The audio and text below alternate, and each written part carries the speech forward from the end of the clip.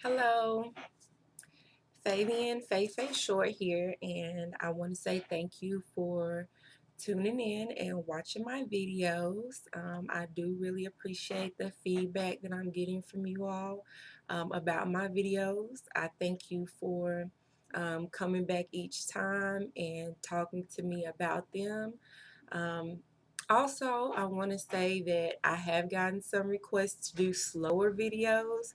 So I will upload the slower versions of my videos for you so you can go back and review those videos for those of you who feel like I'm going too fast in um, my sped up videos. So I'm going to go back and I'm going to add the slower version for you so you can hear me, and everything I might say under my breath, you can definitely hear that. So I just want to thank you for just continuing to come back and talk to me about it. um, for those of you who like the fast videos and you don't have more than 10 minutes to spare, I will continue to upload the fast videos as well for you all who like those videos. So I'm going to do both. So no worries, I'm going to do both because I want to make sure that everyone hears exactly what I have to say. And therefore, if you have any questions about what I have to say, you can get back to me, call me, message me, text me, um, you know, about the videos. And we'll go over there. When you see me in person, you can talk to me about the videos as well. I am open to communicating about what I know, and I love to hear about what other people think as well. So um, I do want to say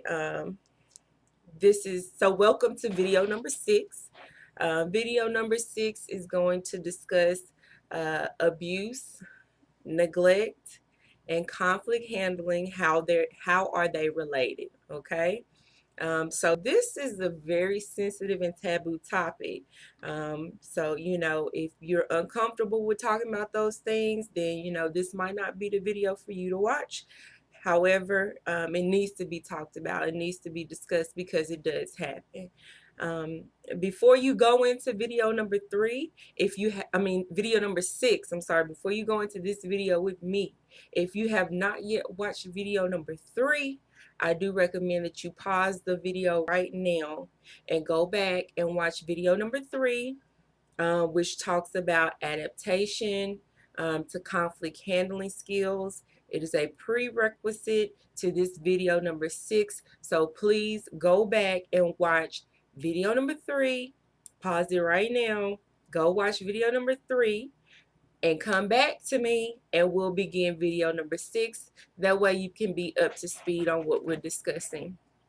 Now where you can find video number 3, you can find it on my YouTube channel, which is Faye Short, or you can find it on my Facebook page, which is Faye Short.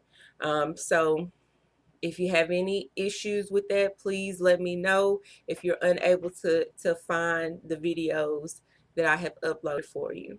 And while you're at it, you can take a look at any of the other videos if you haven't seen those as well. So before I begin, you always know I give my disclosure or disclaimer about my videos. The information that I'm coming to you with is information for myself. It is research that I'm doing. I'm working on my doctorate. So this information is basically for me. And I feel like that if I'm able to share information with other people, then I'm going to share the information because all of this knowledge is stored up in here. It's got to help somebody. So that's all I'm doing. I'm just trying to relay the information that I have in here and my research and give it to you. Okay. So now what I say, it does not imply that it will save your relationship. So please don't tell me, well, this didn't work, because this is not to save your relationship. this is just to give you information that may help you. So I'm just here to help and help you understand that it's not too late, to get help. For those of you who need help with anything, it is not too late. I just want to be here to encourage you um, while I am encouraging myself. So please feel free to take any information that you have heard in my videos to, somebody who specializes in some area that may be able to help you, because I'm not there yet, but one day I will be there. Dr. Fabian Short, speaking that into existence right now. So, Lord, bear with me. That is my vision, that I will be able to go several places and speak to women all around the world about my experiences, about my research, and about things that I know that if you take these steps, they can help you get into a better place in your life. So that's my vision. Okay. Now, we're going to talk about abuse. And I got a question about um, the last few videos about perfect love. First John, and we're going to reference this to the Bible. First John 4:18 discusses perfect love. And I'm not the one to read Bible verses to you, because I feel like if you wanted to read the Bible verse, you would go and look it up. So it's First John 4:18 discusses perfect love. And a lot of us growing up, we didn't have perfect love, or we felt we didn't have perfect love when we grew up. And that relationship, though, the kind of perfect love relationship that we saw, has now impacted us in our adult lives. So that's what I want to talk to you about today. Since abuse has become such a taboo topic, there are so many advocacies about abuse that you would think it doesn't exist. Like, we fixed the problem of abuse, sexual abuse, um, physical abuse, psychological abuse, emotional abuse, neglect. We fixed the problem because everybody's advocating to victims of abuse to speak out and be known, and we're going to, punish the offenders. So, but that's not the case. Abuse is still relevant. It may not be as prevalent as it was back in the 1980s and before then, because of the advocacies, but it still does exist. And the effects of it still do exist. Even if you haven't been a victim of abuse, you may know somebody that has been abused in any kind of way. And the effects last for an extremely long period of time. It can be from generation to generation. So I want to just talk about that and how, abuse affects the relationships. In fact, we only discuss abuse when the authorities are involved. Otherwise, it's a silent killer. I like to say a silent killer because it kills you from the inside. Um, the inside out, and no people will keep this silent. You only hear about it when the authorities are involved, when there's a rape case, or when there's intimate partner violence, or when there's child neglect. Other than that, abuse is silent. And it's not talked about much. It's just as silent as the victims. So but I'm going to be here, I'm going to talk to you about it today. So bear with me, and we'll go over this together. So we're talking about people that might not have received perfect love in their childhood. Now, I do have a couple of articles. I researched this to get back to you. So first article is about, it's entitled application of attachment theory to the study of sexual abuse. So, although there are several types of abuse, the most common types of abuse studied are intimate partner violence and sexual abuse. So this one is going to kind of lean towards sexual abuse, and it is going to start within the childhood, and then we're going to move forward into the effects of it on adulthood. This article I got from the Journal of Consulting and Clinical Psychology. Okay, so this has been peer reviewed, and most of the studies in this are, accepted to be true in most situations. So that's why I chose this article. Now, I like to get articles that are more current. I will tell you that I like to do articles that are 10 years or newer, within the 10-year frame from today's date. So this is 2017, so it would have been, what, 1997 or newer? No, no, I'm sorry, 2007 or newer. I'm sorry. So I like to get articles that are relevant for today. Now, this one was written in 1992. And I will tell you the reason that I chose this article is because in 1992, in 1980s, those were um, times where there wasn't a lot of advocacy for abuse. It was just the beginning stages, and that was an area the era that I grew up in, and a lot of people that I know grew up in. And so I want to go back and see during this time frame what they were talking about when most of us were just children. Some of us had made it to adulthood, but some of us were children back in the 1980s and 1990s. So that's the reason why I chose this article. Now, insecurities and fears can cause conflict in a relationship. And you all know, go back to video number 3, once again, if you haven't seen it yet, that conflict in a relationship can be difficult when there's not open communication about the conflict. There's not an understanding of the differences in how you were raised in the relationship. And also, there's not selective understanding in someone that has dealt with something that might have been difficult in their life. So these things can cause conflicts. Insecurities and fears can cause conflict, and they can hinder the resolution of conflict as well. If abuse has not been resolved or mediated, or it has just been avoided, if it's not resolved, it's just been avoided, it can also cause conflict. So in this article, it discusses the attachment theory.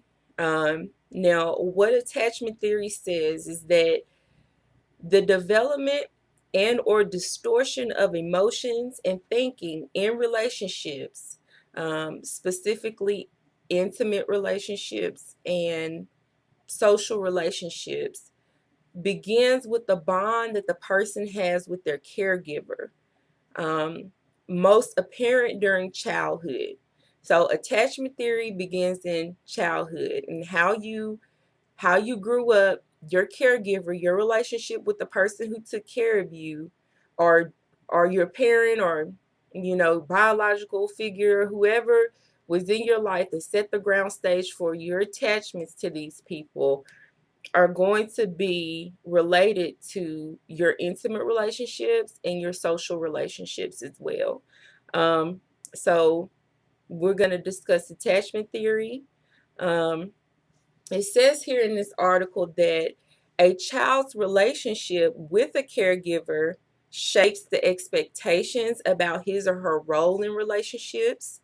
So whether the child feels like they're worthy of attention versus feeling like they're unworthy of attention, or whether they're capable of getting attention or incapable of getting attention, is shaped by the relationship that they have with their caregiver in early childhood.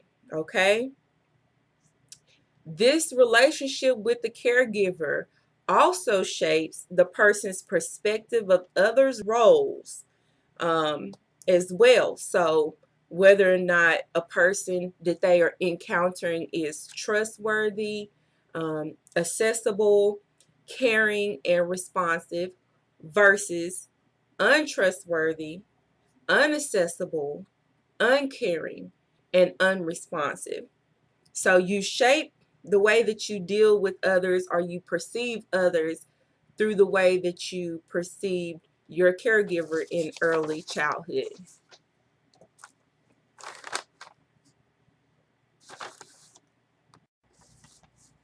So in this article, Application of Attachment Theory to the Study of Sexual Abuse, the discussion is once again towards sexual abuse than any other kind of abuse. So it states here that the family dynamics can make a person more susceptible to sexual abuse, and also how a family mediates um, sexual abuse of a child determines how they're going to deal with people in their adulthood. Okay. Now, you may not agree with what this article states, because these are not my thoughts. These are just something that I'm reading you from research that has been clinically reviewed by other doctors, other psychologists, other clinical research has been done. And I'm just relaying this information to you. Whether or not you agree about it is up to you. But these are not my personal views. So I do want you to know that. Now, it says here, and I'm going to read this to you. First, certain family characteristics are most significant predictors for increased risk for all kinds of child sexual abuse. Okay, so these can predict whether or not your child will be susceptible to sexual abuse. Specifically, the absence of a biological parent, maternal unavailability, and maternal, for you all who don't know, means a motherly figure that is unavailable, marital conflict and violence, a child's poor relationship with the parents, and the presence of a stepfather, and I'm going to say and or stepmother. I added that in there as well. So, once again, I'll read this to you. Absence of a biological parent, a motherly figure that is unavailable, marital conflict and violence, a child's poor relationship with its parents, and the presence of a stepfather, and then I added and or stepmother. Okay, so if you find yourself or have been in that situation, then you may or may not agree um, about what it says about these characteristics that have an increased risk for children to be sexually abused. Okay. um, it talks about the maternal unavailability, and then it says that for children who have been sexually abused, it is found that a family characteristic, maternal warmth, emerged as a stronger predictor of adjustment in adulthood, with children who did have abuse. So if you had a strong mother figure in your life, then you are most likely to be well adjusted than other people who have been abused and did not have a strong mother figure, or their mother figure was unavailable. Okay.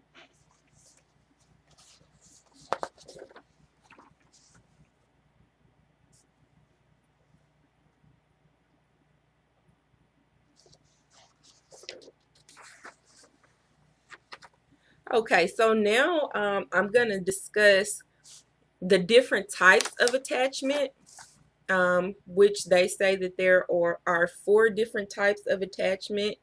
There's a secure attachment, there's an avoidant attachment, there's a preoccupied attachment, and there's a fearful attachment. Okay, and what it states here is that even though um,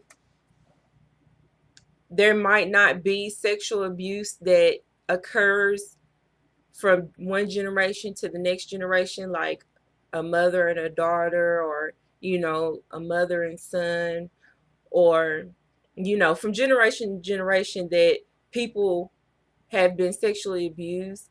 The effects of sexual abuse go from generation to generation. So if you had a parent that was sexually abused, and they may or may not have had a motherly figure in the household that would mediate their needs and help them cope with what happened, then they might not have a secure attachment in adulthood, and they might not have a secure attachment to their own children. So that's what this article states. So when we talk about these 4 different types of attachments, we're going to talk about the parent who was abused, and then the child of the parent who was abused, and how those relate from generation to generation. So just keep that in mind when we're discussing these 4 different types of attachment. So I'm going to read here. Researchers have classified adults on the basis of their presumed attachment to their parents or significant others as secure, avoidant, or dismissing. Avoidant is dismissing. Preoccupied means anxious or ambivalent. And then fearful means unresolved. Secure adults, comparable to secure children, have been described as coherent in their ability to reflect on the past. They're comfortable with a wide range of emotions. They're self-confident and trusting, and comfortable with closeness. Avoidant, dismissing adults, comparable to avoidant children. Remember, we're talking about the parents that have been abused, and then their children who may or may not have been abused, but the effects of it pass on to the children. So they're all in the same. They're all encompassed in the same meaning. So avoiding dismissing adults, comparable to avoiding children, have been described as idealizing and unable to recall their childhood, uncomfortable with intimacy and lacking confidence, a hostile and lonely. They're hostile and lonely. The preoccupied or anxious adult, comparable to the resistant child, has been described as confused and anxious, clinging, dependent and jealous, and overly expressive. Then finally, you have the fearful, unresolved adult, comparable to the disorganized child, has been described as socially inhibited and unassertive, and they show a combination of avoidant and preoccupied traits. Okay, so once again, people that have been abused and have insecure attachment, meaning not secure, meaning avoidant, preoccupied, or fearful, may experience anxieties and distortions in their relationships with their own children. So just keep that in mind. If you know somebody that has been abused, or if you've been abused yourself and you have unresolved, unmediated issues regarding sexual abuse, that you may need to get some help, or that child may need some help as well to cope with themselves in adulthood as well. Because it is intergenerational. It can go from generation to generation, even though a person isn't being sexually abused. The effects last, okay? So now we're going to go into detail about the types of insecure attachments, okay? So the first one was secure attachment. Secure attachment of a person that has been sexually abused, their family dynamics and how they look. They've had maternal warmth, meaning the motherly figure has been very supportive um, of the needs of this child after this trauma has occurred. Okay, they have a well-functioning family unit. They have support from both of their parents, and one third of all children who are sexually abused remain symptom free. Okay, so one third is not a very big number that we look at of people who remain symptom free and have a secure attachment. So more than half of the people that have been sexually abused have symptoms of sexual abuse. So please keep that in mind. Once again, if you know someone who has been sexually abused, or you know children of parents who have been sexually abused, and they're exhibiting symptoms of this trauma, okay? And I'm going to go over some symptoms of this trauma, okay? So just stick with me. I know we're in, but right now we're doing research. So it's going to be a little bit more involved than my 10-minute videos, okay? Because we're researching. All right. So the people that have a secure attachment, um, they might have had a shorter period of abuse. They may not have even been penetrated by their abuser. Their abuser may not be a part of their family. It might have been just an outside person on like a one-time occurrence. So these are things that people with secure attachment have exhibited, even though they have been abused. It may not have been as traumatic as some of the other people that have been abused on a scale of, less traumatic to most traumatic, but they still occurred, a trauma still occurred, and they were able to adjust because they had a motherly figure, a well-functioning family, and the support of both parents in the household to help them adjust, okay?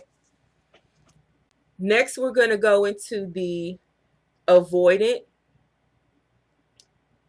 the avoidant characteristics, which can also mean for an avoidant adult or child. They are dismissing, unable to recall childhood, uncomfortable with intimacy, lacking confidence, hostile and lonely, failing to properly comfort and reassure their own children. They may be isolated or prefer to be alone. Um, the children of these parents have learned that their feelings are not shareable because the parent doesn't properly comfort them. So they deny or dismiss their feelings. They feel unloved and unwanted because the parent is unavailable or physically absent or psychologically unavailable. And what it means by and this involves rejection as well. So rejection is a form of abuse as well as sexual abuse. And if a parent or a child was sexually abused and they were rejected by their parents, then it kind of goes to the other parent, because you'll see symptoms that a mother who has been rejected and was a victim of sexual abuse. Their pattern is an of unavailable mother who, because of factors within or beyond her control, is either physically absent because of excessive work demands or other responsibilities, or psychologically unavailable because of depression, illness, or other debilities. A similar scenario might be a step parent who has chosen not to take on the protective role of the attachment figure. Okay. The avoidant individual attempts to deal with the rejection through self deception, idealization of the parent, or active devaluation of the importance of attachment.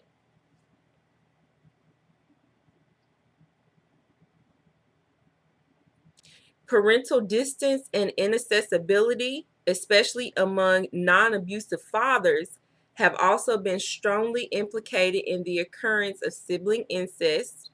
Finally, the child who has developed an avoidant attachment pattern because of rejection may be even less able than most children to defend himself or herself or to seek help from others either inside or outside the home, because they're denying and dismissing pain because their parent was not available to comfort them. So this child may go through life and be bullied, and picked on because they don't feel like anybody cares about the pain that they're going through. So they'll deny the pain. It doesn't hurt, and they will go into adulthood. One scenario it gives is that a lady, a female child who was abused, will go into a relationship with a person who might have, um, also raped her, and marry this person and continue the cycle of abuse because of a denial and a dismissal of feelings and feeling unloved. This is how the attachment in childhood moves on into adulthood. Okay.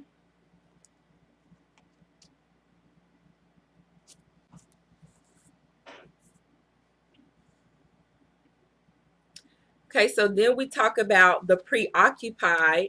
Number 3 is the preoccupied, anxious, or ambivalent adult, characterized as a resistant child, who is confused and anxious, who is clinging, dependent, jealous, overly expressive. There's often a role reversal or parentification, meaning that the child fulfills the parents' roles. And you would think that the child is the parent because the parent, you know, is has probably been a victim of abuse. Well, yeah, we're talking about parents that have been victims of abuse and how it relates to the child. And so they are not there psychologically to care for their children. And then these children grow up and they take care of their own parents, and from childhood on into adulthood. And because they are continuing to meet their parents' needs, it takes away from them being able to take care of their own children. And so once again, their children are now being dismissed, and so they become an avoidant child. Okay, so this is how this cycle continues to go from one generation to the next generation to the next generation. um, these people who are preoccupied, they idealize their partners, but they have a negative perception of their self. They often seem desperate. They are manipulative and controlling, even though they don't feel like they have any power. Okay, so those are preoccupied attachments.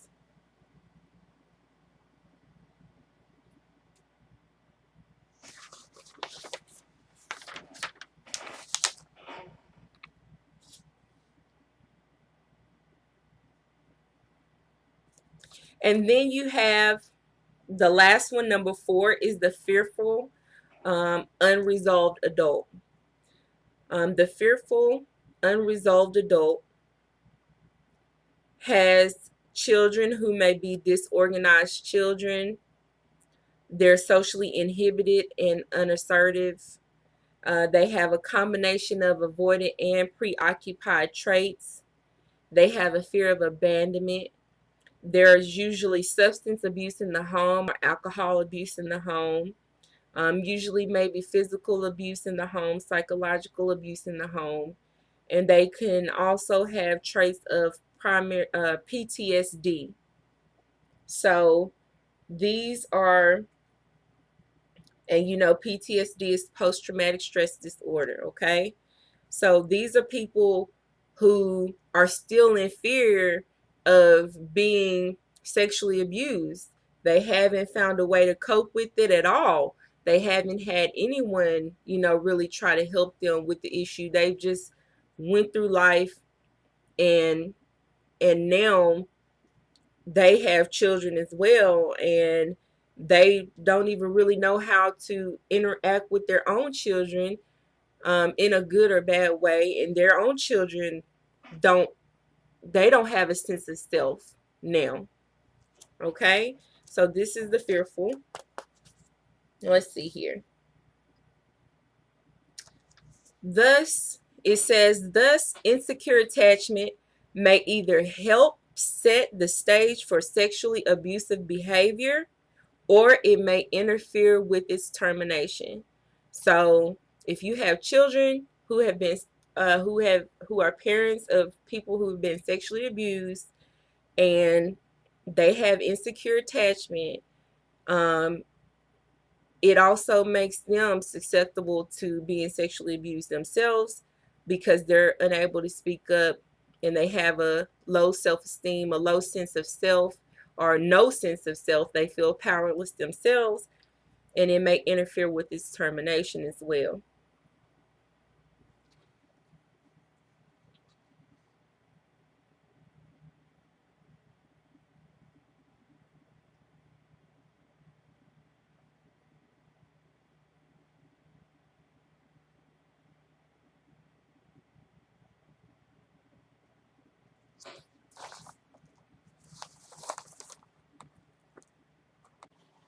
Okay, so we have discussed um, the 4 types of attachment: secure, avoidant, preoccupied, and fearful.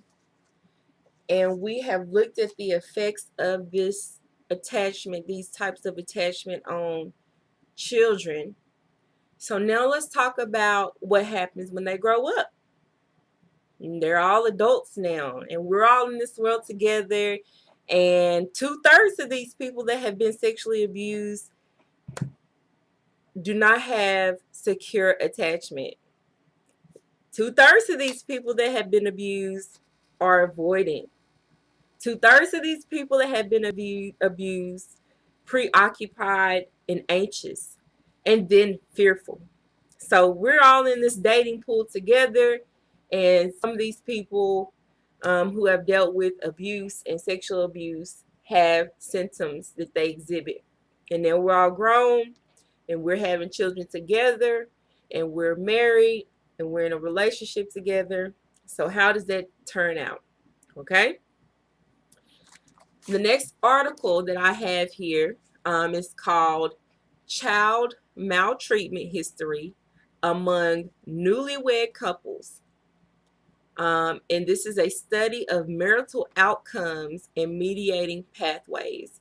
And this comes from the same journal, the Journal of Consulting and Clinical Psychology, in which they studied the participants included 202 newlywed couples who reported retrospectively about child maltreatment experience, meaning sexual abuse, physical abuse, psychological abuse, and neglect. And this was assessed 3 times over a 2-year period, their satisfaction in marriage, for those who had been abused. They found in these studies that people who have been sexually abused and who have had child maltreatment go into marriage, and they have a lower sense of satisfaction year by year. Okay, because they may feel like or they may experience some of these things in marriage that a secure person may be able to deal with, and get over. And, hey, say somebody abused them or said something to them that was really mean. They might be like, well, I know that's not me, so you must be talking about yourself. And they don't take it personal. However, those people that have insecure attachments, they take it personal. Okay, this is an attack on them, and it throws them right back into the situation that they were in childhood. So I want to tell you, be careful. Once again, in conflict with certain people or with anyone, you have to be secure in yourself enough to watch what you say, watch what you do, because you don't know how this is truly affecting somebody that you're with, especially your partner. Now, if you're just trying to get rid of this person, then all the buttons to press to get this person out of your life. But if you want to stay with this person and have a long-term relationship with this person, you have got to be more sensitive. Once again, going back to video number 3, you have got to be more sensitive. You have got to communicate about the difficulties communicating. You have to learn to accept your differences and realize that this person did not grow up the way you grew up. And I'm sorry, but I'm putting emphasis on this. Y'all know how I get when I put emphasis on this. But you would be amazed at how many people make choices and decisions based on their lives and not on the life of their spouse or the partner that they're with. And so I'm going to act to you like you're just as confident as I am. So if I say something about you, you should be able to take it with a grain of salt, because I took what you said with a grain of salt, and we can just keep rolling. You have to have selective understanding with these people, okay? Because they've experienced the trauma. And some of these traumas have not been mediated. And some of these traumas are unresolved. So you have to deal with them carefully if you decide to deal with them at all. Okay? Now, about these 202 couples, newlyweds, that have experienced child maltreatment, meaning sexual abuse, physical abuse, psychological abuse, and neglect. Okay. Here's what it says. Clinicians have long operated under the assumption that early abuse represents a traumatic interpersonal experience with the potential to result in long-term difficulties within intimate partner relations. Indeed, numerous books written by practicing clinicians reflect the belief that early maltreatment affects one's ability to establish lasting, satisfactory, intimate relationships. Okay? So there is research upon research upon research, and this article is from 2009. Okay, so this is a current document that these effects that happened in 1980s and the 1990s are still relevant today in married couples, 2009, and then even to 2017. Okay, so it continues, the cycle continues, and you have to make the choice whether or not you want to operate in perfect love with this person, and show them that they don't have to fear. Okay, so going back to that verse, 1 John 4:18, about perfect love and fear, there's no fear in love. Okay, there is no fear. Do not push this person's buttons, please. What I said before, if you want to make something better with somebody, make it better. Don't make it worse. Make it better. Don't make it worse. And you have the choice to not make it worse. Okay, it's all about you. You know what you're doing when you try to hurt somebody. Now, some of you may not, and that's why I have these videos, because just like the Bible says, forgive them, for they know not what they do. And that's the reason I'm doing this research, and that's the reason why I'm giving this information to you, so that For those of you who do not know what they do, well, if you look at this video and you listen to this stuff, you know what you're doing when you're dealing with these people, and this might resolve some of that conflict that you have with that person, okay? So let's keep going. Let's see. Traumagenic dynamics model has received a great deal of attention because of its utility for explicating the processes by which early sexual abuse may affect a variety of long-term outcomes. So this is called traumagenic dynamics. Okay? Now, how does traumagenic dynamics impact? Well, let's see. The impact of childhood trauma can be accounted for by the dynamics of betrayal, traumatic sexualization, stigmatization,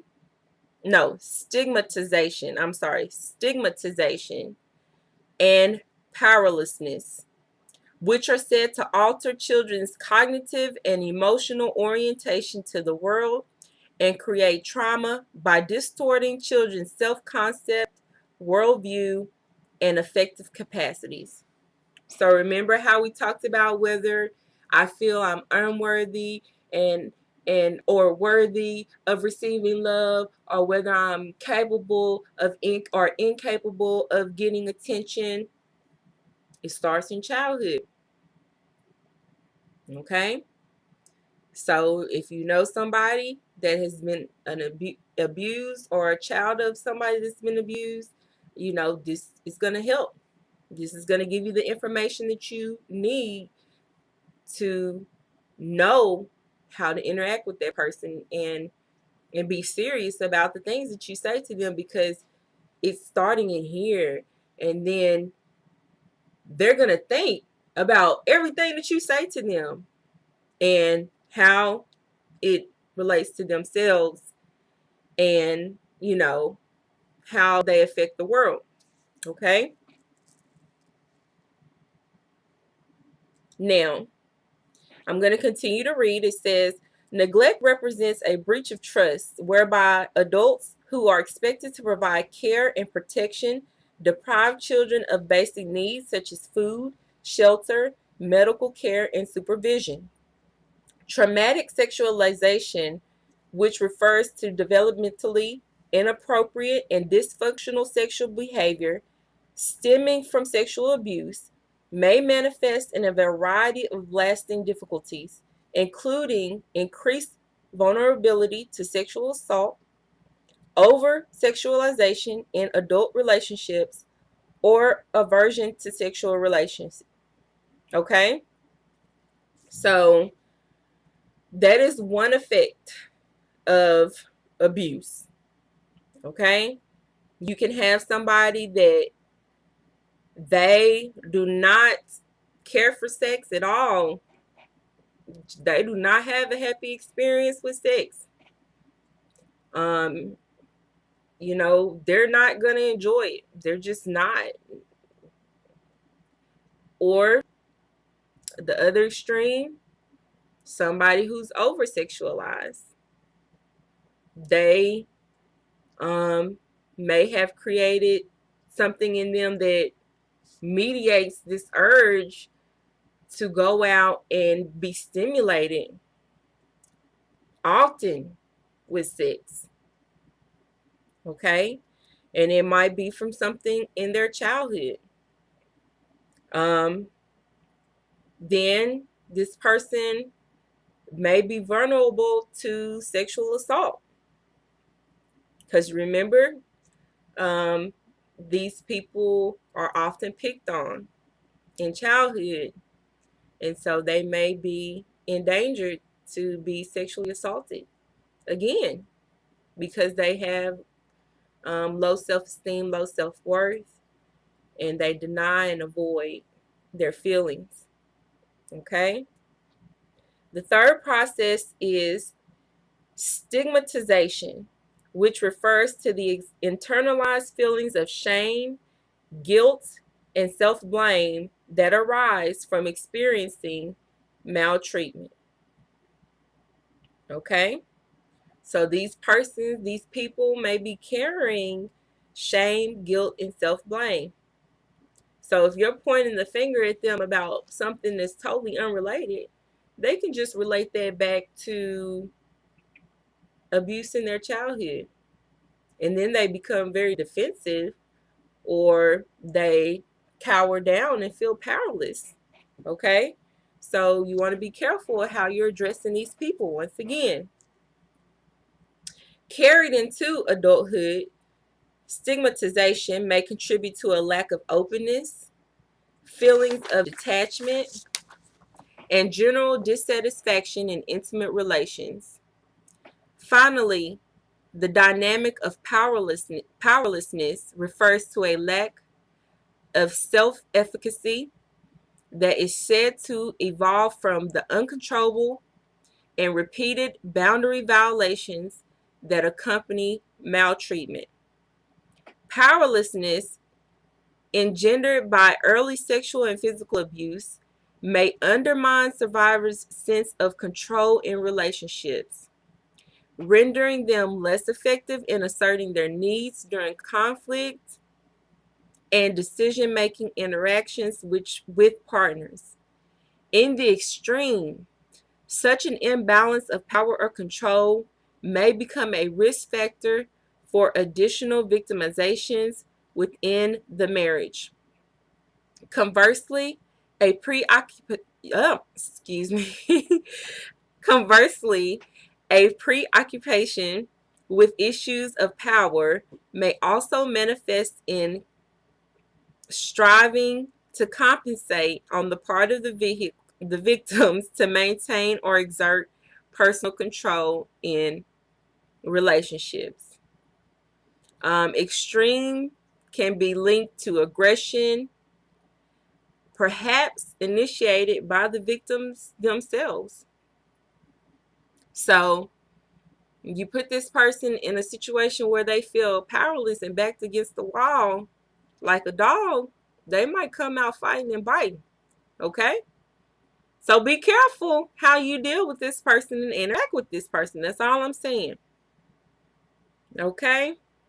Um, a lot of these people may be dealing with depression. A lot of these people, especially women, they may have less emotional trust in their partner. They don't trust, you know. Um, Women with a history of sexual abuse were reported to engage less frequently in sexual activity. Okay. They may experience pain during intercourse, difficulty achieving and maintaining arousal, premature or delayed orgasms, anxiety about sexual performance. Okay?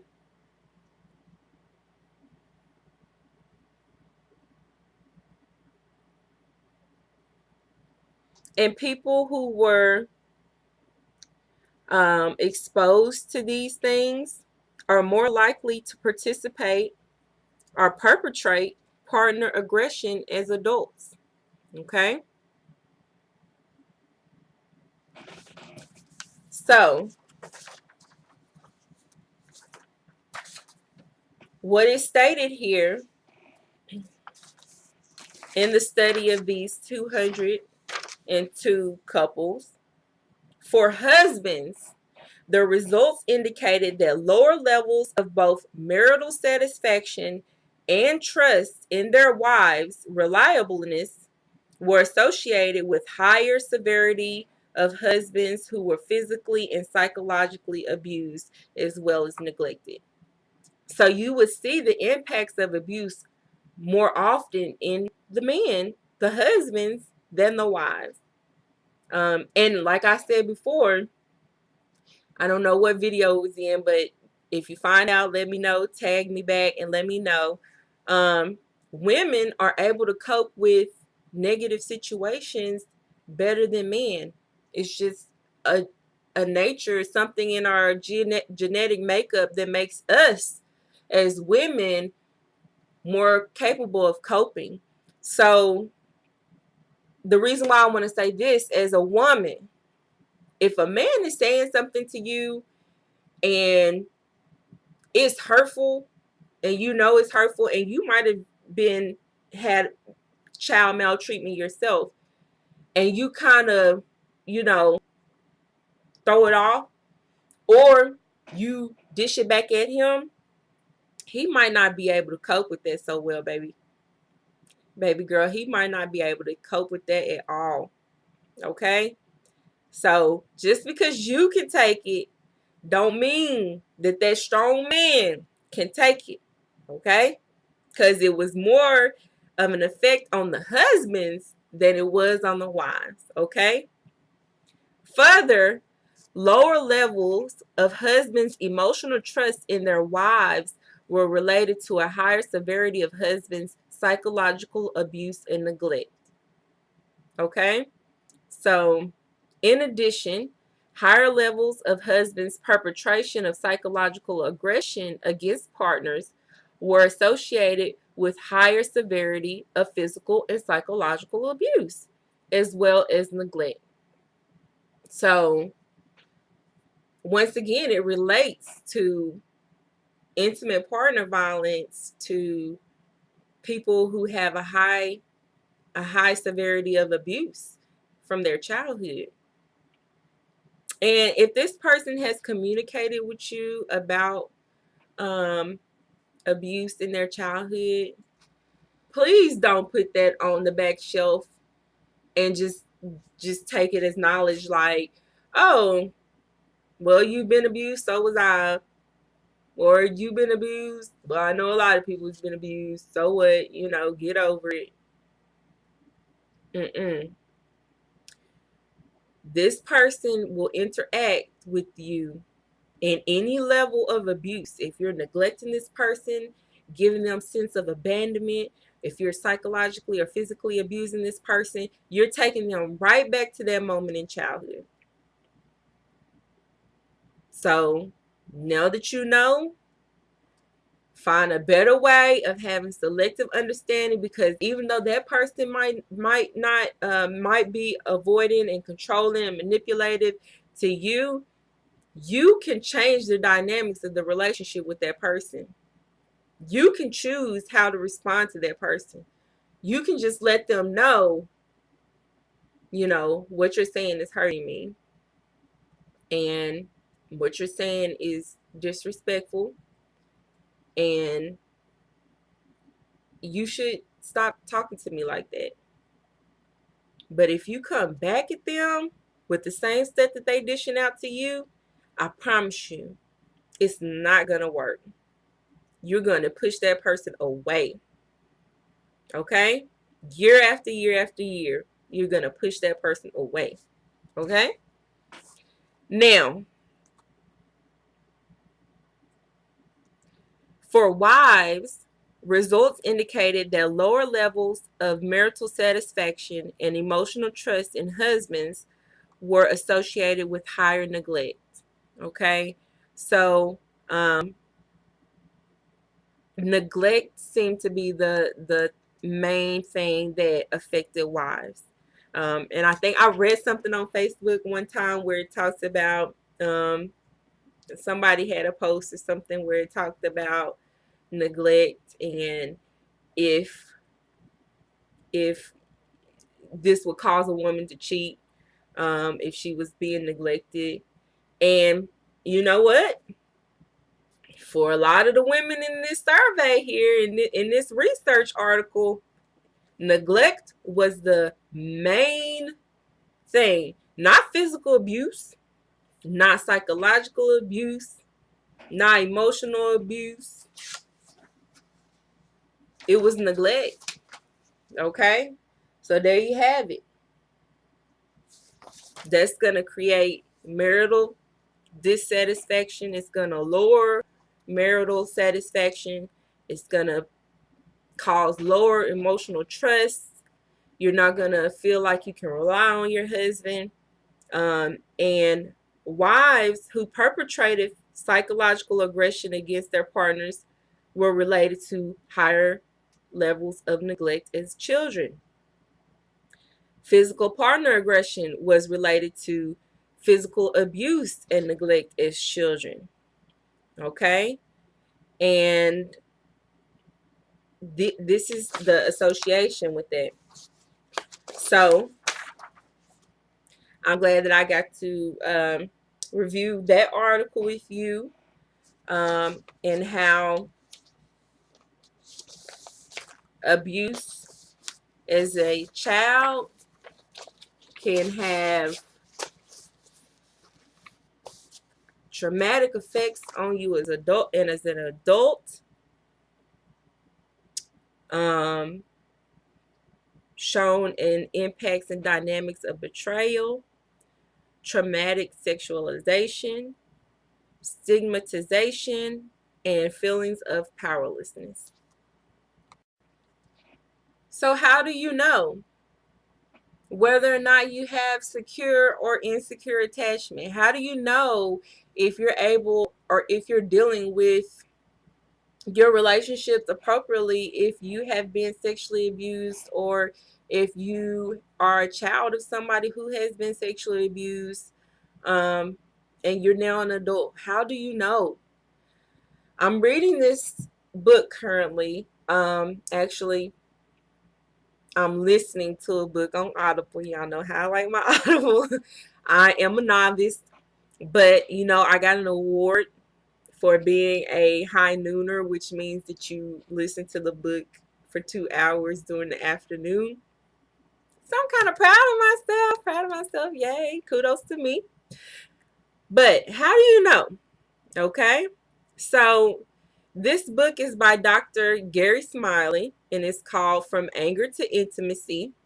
And he talks about some of the roadblocks to um, being to forgiveness.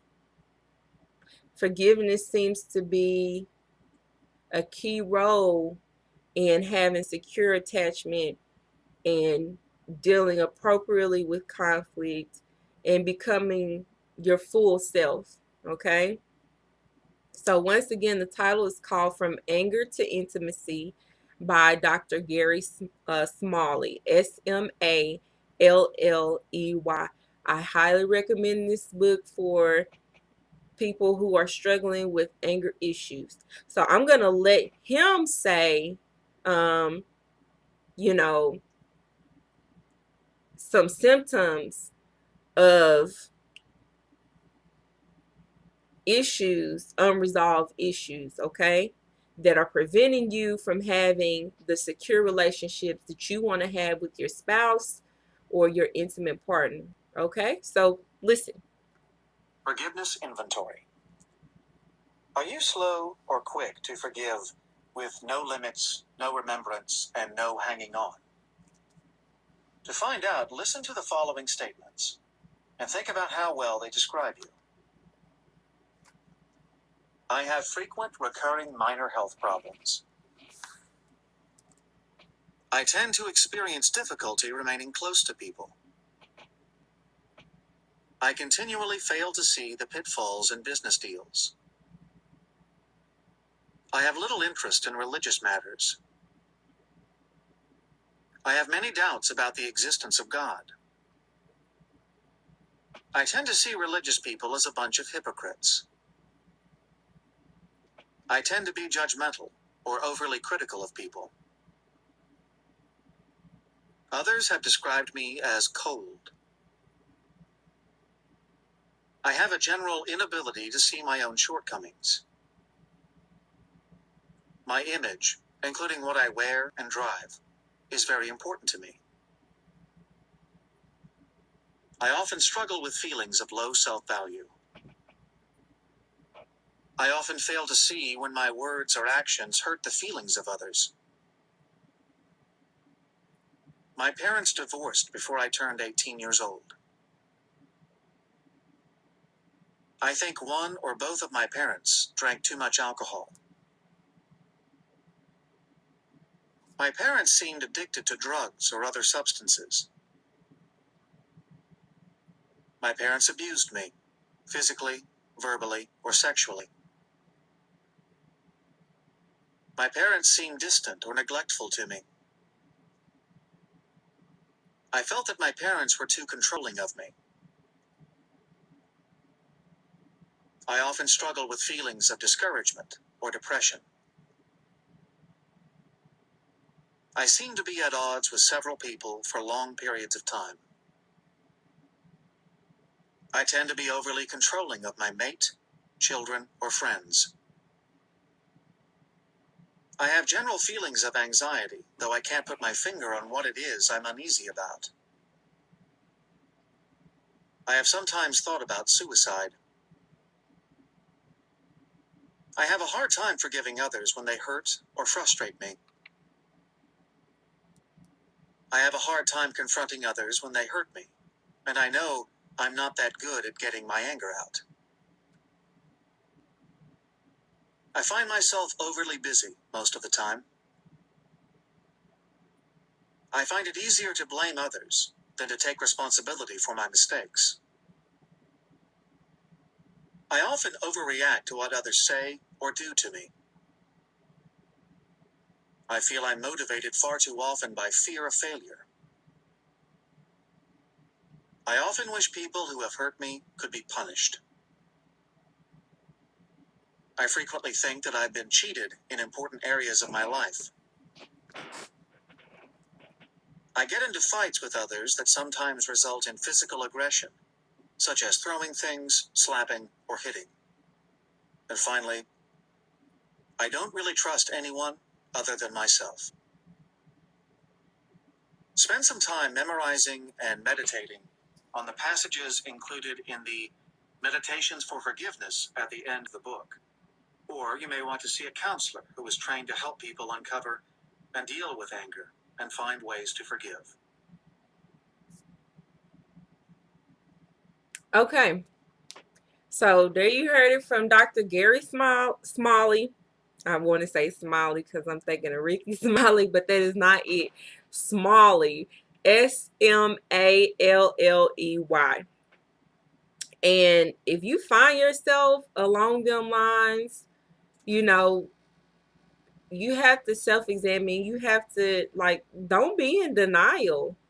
Like, stop being in denial and stop pointing the finger at everybody else when you know within yourself that you're dealing with some unforgiveness and some anger.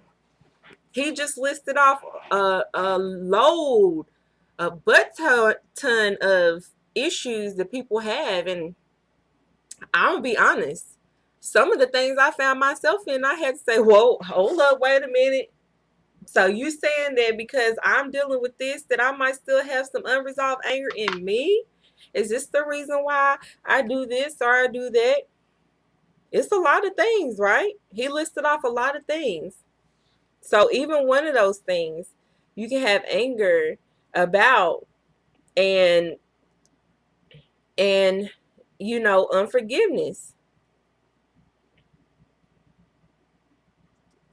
So some of these things that he talks about as well, some roadblocks are insecurities, resentment, unforgiveness, selfishness, pride, anger, denial of weakness, and fear. If you have any of those things running through your veins, you are not being a whole person. And the way that you feel like your interaction with one person, and it's just this one person that you have this issue with, no, that's not true. If you look over the course of your life, you'll see where several of your relationships have been impacted because of insecurity, resentment, unforgiveness, selfishness, pride, anger, denial of weakness, and fear. I'm an advocate for marriage. I am. If you are married. If you're not married, there are things that I say you can get married for. But if you are married and you've dealt with abuse, or unforgiveness, anger. I advocate for being safe and working from an area of safeness. Okay? Because I'm an advocate for marriage. I'm not an advocate for abuse. I do not recommend you being in an environment that makes you unsafe. Please remove yourself from an environment that makes you unsafe so that you will be able to clearly focus on the issues. Okay? And also, I want to say, if you like my nails, I did get a gel nail by Amy Smith over at Exclusive Nail Studio. So, thank you, Amy, for the nails. Appreciate it. Okay, moving on. I just want to give her a shout out because she is a listener to my videos. So, I thank you. I had to shout you out. One last thing before I wrap it up that Dr. Smalley discusses is sexual addiction. Okay. And we read in the article about over sexualization and,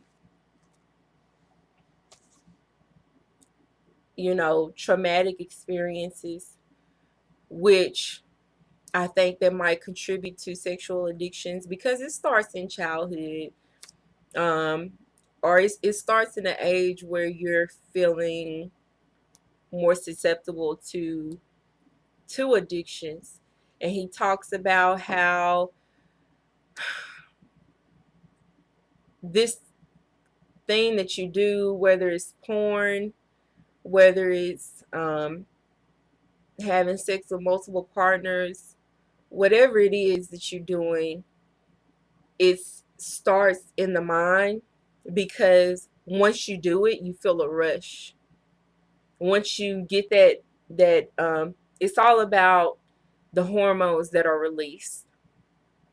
And some people want to float on them hormones often. And if you're in a marriage or relationship, it's not fair to your partner for you to have a sexual addiction. And he talks about that in detail, but he also recommends doing your own research, which I always recommend as well. Do your own research about these issues that you are having that are creating conflicts within your relationship because they can be resolved. The reason that they are not being resolved is because you may not have the knowledge to resolve the issue, or you don't want to resolve the issue. You want to remain as a person who is just not a whole person. And for you to want to remain as a person that's not a whole person, you're going to meet people and you're going to probably damage other people because you're not a whole person. So for the people who are still dating, please try to meet whole people. Before you meet a whole person, make sure you're whole yourself. Overcome your issues. Face them. Face them. Okay? Stop running from these issues because we're having children, families are breaking apart, and it's all because of resentment and anger and insecurity and fears. Just a whole bunch of mental stuff. And that's why the Bible says you have to have a renewal of your mind. Sexual addiction and dopamine and these hormones, they it's a mental thing. It does something. The hormones release and they release in your mind. They release the hormones in your mind. And that's why you have to have a renewing of the mind. Okay? Because it's not fair to say my partner doesn't give me enough sex, so I'm entitled. You have a sense of entitlement to go out and have sex with whomever you want to have sex with. It's not fair to say I've been working all day and 12-hour shifts, so let me look at this porn and release myself. It's not fair to feel like you are entitled to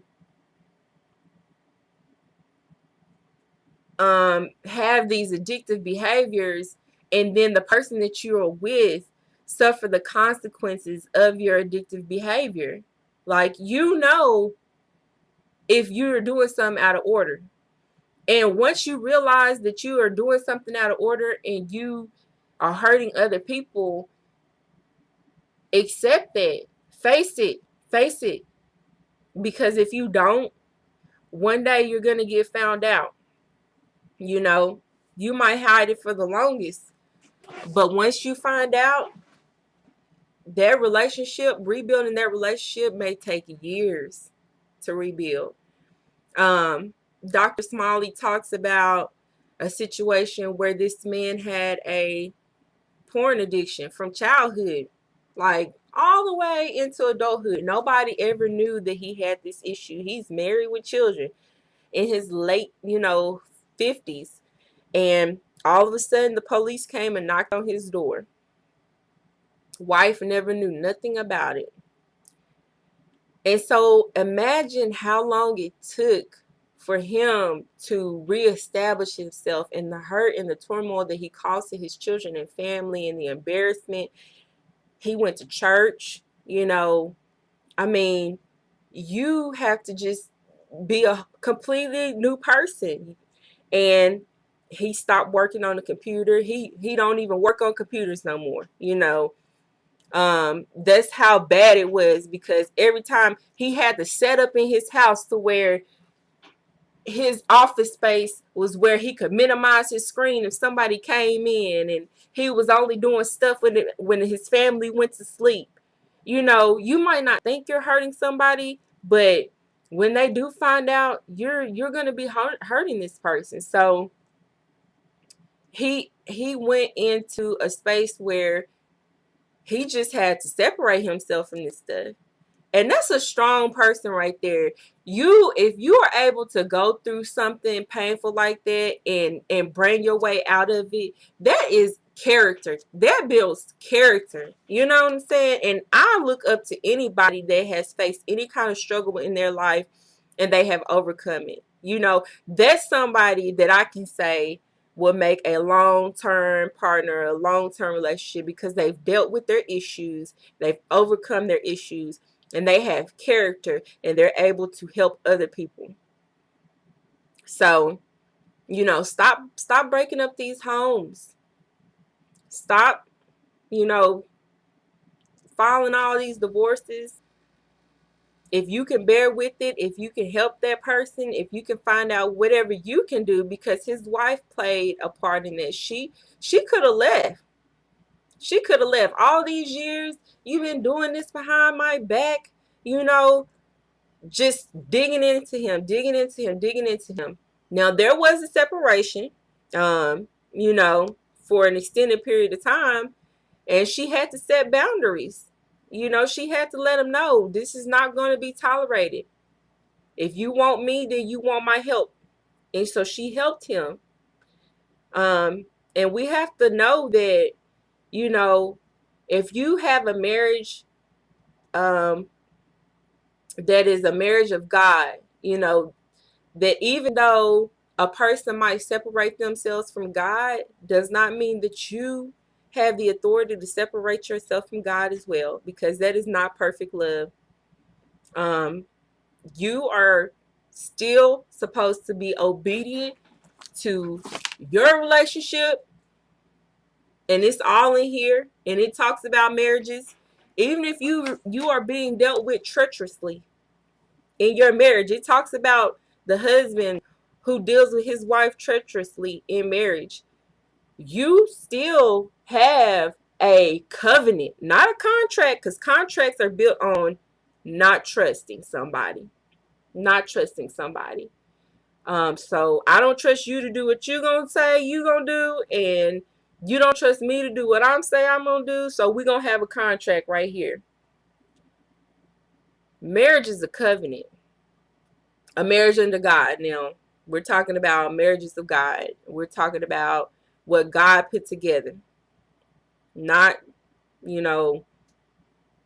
whatever else that God didn't put together. We just got married because we said we want to be married and that's it. No, God divinely put us together to go through life, to grow spiritually.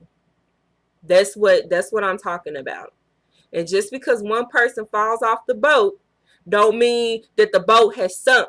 That just means that you better get your paddle and you better go and try to get their paddle for them and throw the paddle to them and say, grab onto this paddle. I'm not going to leave you out here. I'm not going to leave you. You're not going to die. Y'all better be like some Titanic stuff. The Titanic, you in this together. Because if that person died, then you died. Okay? So, once again, I might be yelling, but I'm expressing emphasis. So, please do not come between people who are married at all. They might be going through a season. You don't know what these people are going through. Just let them deal with whatever situation they deal with. If they decide to divorce, fine. That's on them. You know. But it's not for you while they together and they still married to interfere with whatever they got going on. Okay? Because in the end, they might reconcile. They might get their stuff together. Especially if one of them people is continuing their spiritual journey in God for real, a real true Christian walk with God, not that other stuff. And y'all know what that other stuff is. So please, thank you for tuning in. Thank you for watching. And my pastor took me off. I'm going to tell y'all this before I close. Pastor took us off social media, honey. Facebook specifically for 7 days. And I've been wanting to post, but I couldn't post because I'm on this Facebook fast. So if you haven't heard from me, if you missed me, I'm back now. You can chat with me. But yeah, so it's been very enlightening. And I've been doing my research, been reading my Bible and staying in my word, staying motivated because, this is for me. I got to save my soul. I got to save myself. So, that's where I've been. And I encourage you to pick up your word daily. If I don't have this, I got this. And, my pastor laughs at me because he says, you know, this is better than this, but you got to get it how you live. And shout out, I'm sorry, shout out to McCoy, get it how you live. But I be on my little app, if you want me to send you a link to join me and we can go over scriptures together. I enjoy reading my Bible, the Holy Bible app. So there it goes right there, the Holy Bible app. If you can see it. And there you go. 29 days in. Pastor says if you do anything for 30 to 40 days, it becomes a habit. So y'all know I be in it. I be in it on my habit. I'm on day number 4 of love and marriage. As part of my plan. So you know what? I'm committed. I'm committed. I might not have always been committed, but the Bible says where God finds you at is where you should stay. So he found me in marriage. I've always claimed to be a Christian, but now I realize that journey that I was taking before was not the journey that was the way God would have wanted me to take that journey. So now that I'm finding out exactly what God wants me to do, and I'm taking the time to study, then I'm going to do it the right way. So I'm committed to this because I want my soul to be saved. And I want to be able to uplift my spouse, and, continue to have the marriage that God wants me to have. And sometimes you got to start from the bottom and work your way up. But we can be in this together. I want to say during this Facebook fast, I was able to talk to some young ladies. And that's crazy because I these two people were fighting, a female and a male, and I was like, wait a minute, sister. Wait a minute, wait a minute. Don't you put your hands on them. Don't do it. Don't do it. Let's talk. So we ended up talking, and I'm so glad that I was able to just, be there at that moment. And I just praise God for that moment. So, you all, thank you for tuning in with me. I know this is kind of long, but once again, we were discussing actual research. And I will be back with my other videos. They will be uploaded in the slow version. Um, have a good day. God bless you.